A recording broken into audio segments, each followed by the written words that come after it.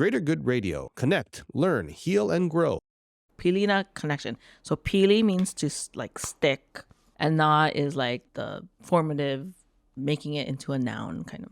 So Pilina is always making these connections, right? And I think back to my grandma who died when I was like 1. She was a telephone operator. And I have a picture of, my mom has a picture of her with the earpiece and going way back. Like the kids nowadays are not going to know what I'm talking about, but a switchboard, right? She would take in one switch. Oh, I need to connect it to whatever, right? You're literally plugging in and connecting people on the other side. So I like to think of myself as like that connector through Pilina, through relationships, through the degrees of association that you have with someone. We do it all the time, right? Like, okay, what high school you went, right? There's a certain Pilina to that.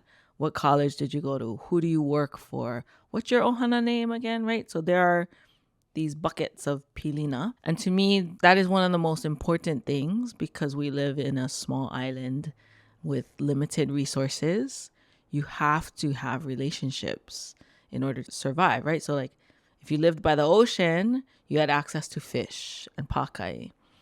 If you lived in the mountains, you had access to all of the mountain fruits, pig hunters, right? Like, and that reciprocity, that pilina between those who lived on the coastal side and those who lived way in the valleys, they would have to have these relationships in order to exchange goods, right? Or exchange thoughts.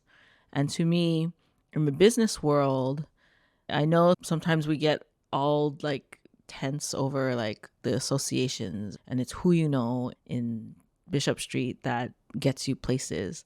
And to a certain degree, yes, that pilina is important.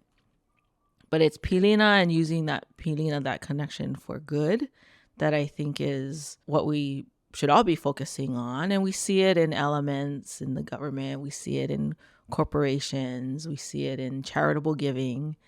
But it's like, it's the thing that connects us. Like you cannot live on an island and be alone, right?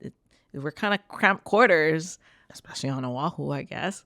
So we have to have these connections with other people. It's what I think makes humans thrive, right? Without a relationship with other people, how do you survive? How do you have that connection?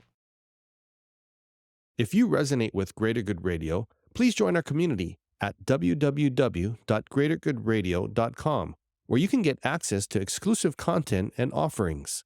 Hope to see you soon.